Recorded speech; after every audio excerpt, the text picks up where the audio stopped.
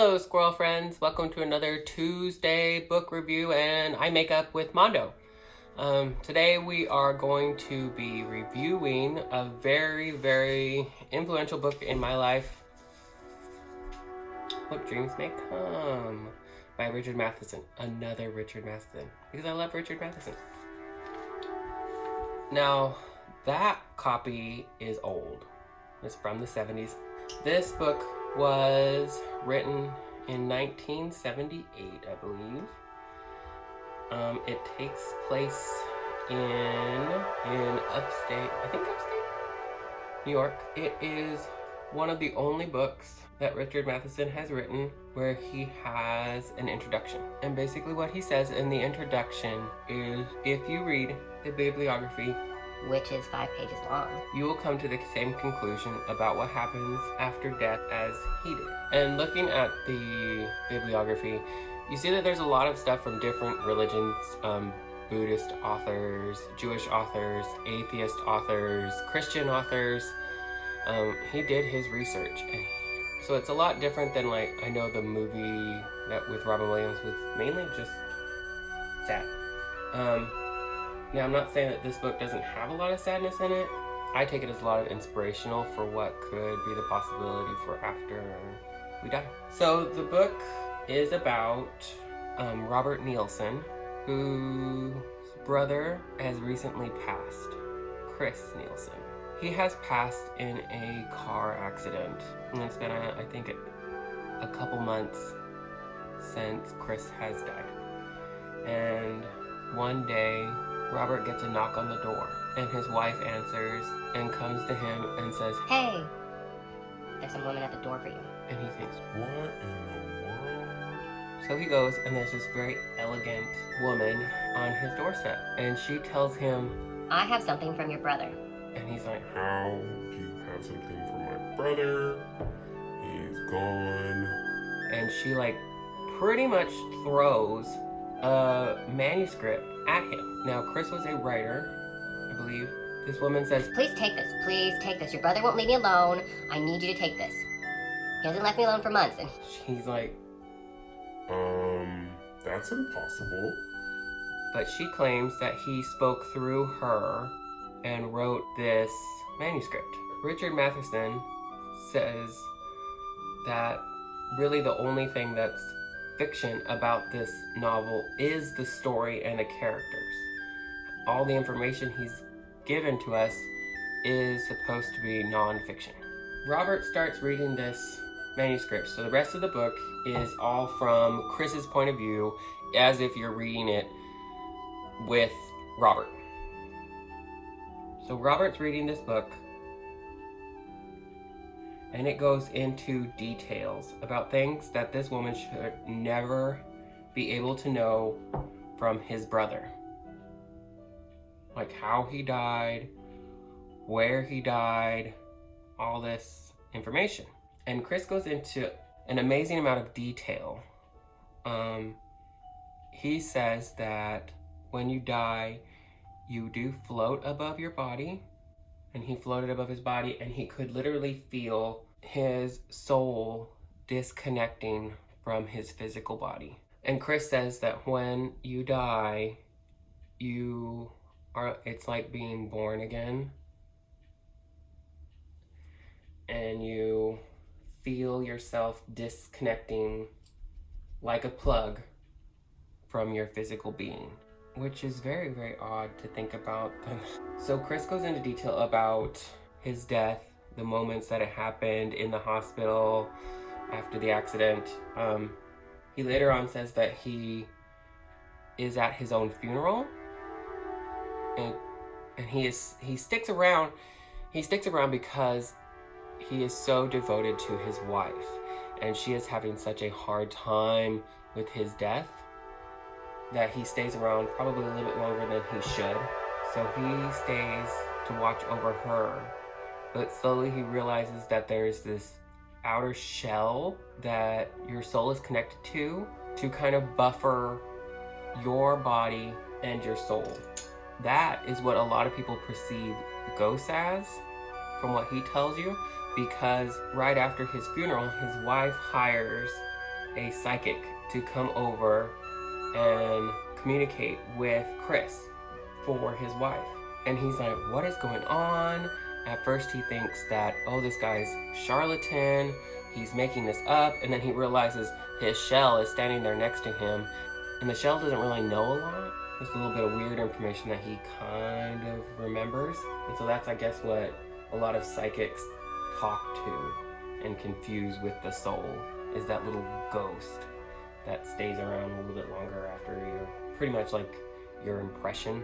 But at this time, Robert can no longer communicate with his wife, so he can't tell her anything. She just thinks that this is what's happening, and that this is how it is that this guy's talking to his ghost. At that point, Robert realizes that he needs to move on. So he moves on to what he terms Summerland. Some people call it heaven. Some people call it the hereafter. There's all different terms for it, but it's all the same thing. And there are no angels there like what we think of. There are helping people, is kind of the impression that I got. But he meets one of his relatives that he was very close to in his life. If I can remember right, I think it's his uncle. And his uncle is super young, because that's the body you remember, is what you want to remember in the afterlife, is the body that you probably enjoyed the most, the age or whatever you want to call it. So he meets his uncle and he's like, what in the world? And he says, well, where's my mom? And I guess he wasn't too close to his mom, so he doesn't really get to see her. And he doesn't really I don't remember him talking about his dad. His uncle is the one that's going to start showing him around Summerland. And there's a part of Summerland where people go to pretty much be cleansed of their past wrongs, regrets they have, things like that. That reminded me a lot of like the Jewish faith. And I learned this from my friend Dana while I was in Columbus, that she said that the Jewish people believe that you go through at most a year of cleansing and then you move on. So some people take longer to be cleansed. It didn't seem like Chris took very long at all to be cleansed, but after that period, his uncle kept taking him around Summerland. And there are composers there, which was very exciting to me. I guess Beethoven and Bach and Mozart still wrote pieces, and there were orchestras there, and they still made music.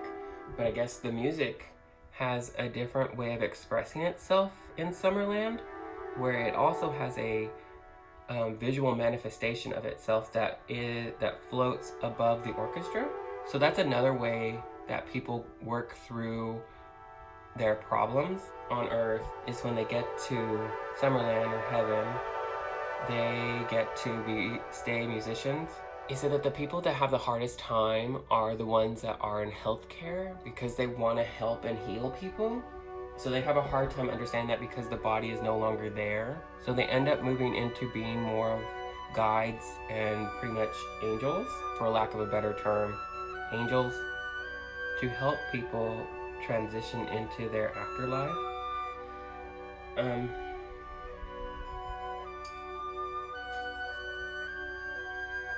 That was very inspiring to me, because I thought, wow, I will get to be able to do what I'm doing here on Earth and entertaining people and doing that. That sounds so fantastic. But then he says that when you die, you continue on with all the problems that you had. And you have an opportunity to fix them, which is very sad and inspiring and gives you hope at the same time. Does that make sense? I just like that a lot.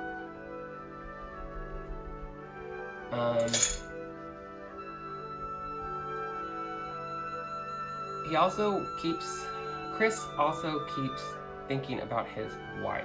and wants to know what has happened to her. And after being there for so long, he's forgotten about time. He then wants to check on his wife. And his uncle says, well, she's actually here. And Chris says, how is that possible? How do I not know that she's not here? Why didn't I get to meet her? And this is the part that's really similar to the movie, is that she committed suicide. Now, suicide is treated differently in this world, and that's really the only thing that is punishable. So when you commit suicide, you have to go to purgatory or a hellish based realm. You have to go to this purgatory realm for as many years as you had left in your life. So if I committed suicide and I had 20 more years left in my life, I have to stay in this realm for 20 years. Now the reasons for that, and it's very understandable, is because you were supposed to meet so many people and influence people in that time.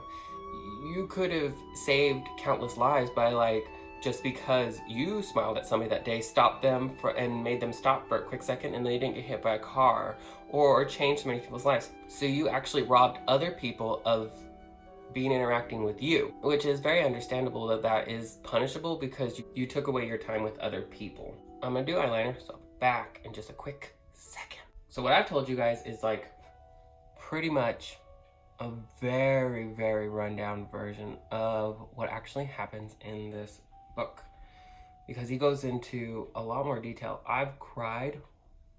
I've read this book multiple times, and I've cried a couple times reading it, because you get so hopeful that you're gonna move on and things will be miraculous and better. But then you get the realization that things are gonna be a little bit of the same, that you still have to work through a lot of your old problems.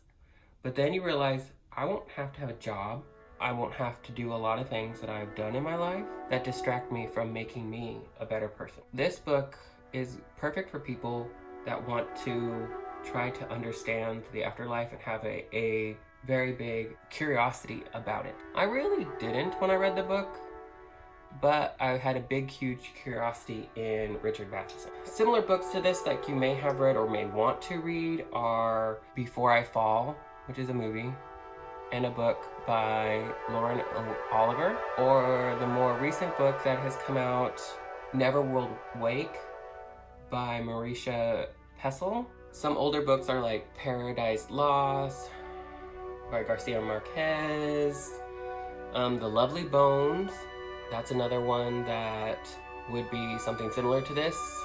If you've read one of those or have an interest and have read the movie or have read the book or watched the movie. The Long Walk by Stephen King is another one. The Halloween Tree, if you remember that, if you're like my age. I remember The Halloween Tree, that cartoon when we were young.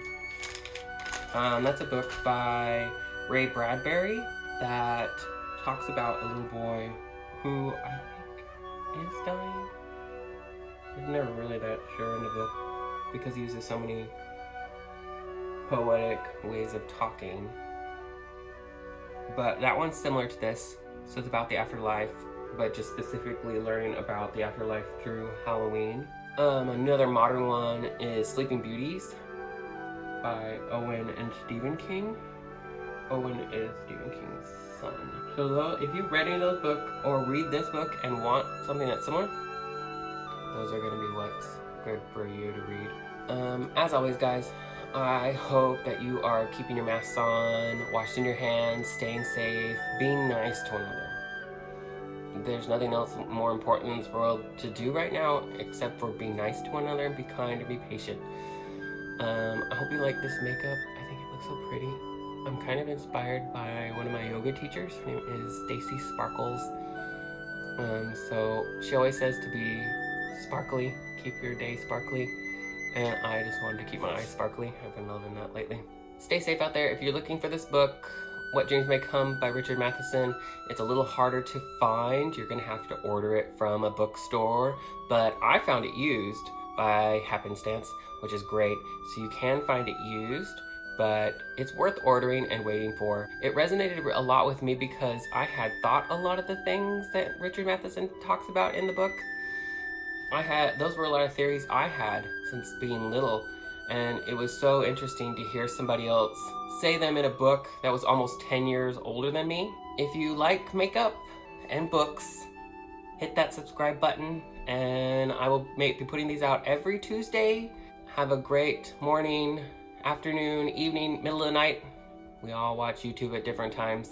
If you like the music that you're hearing in the background right now, that is me. I'm performing that layered flute choir, so it's me playing every single one of the parts, and I've composed the music.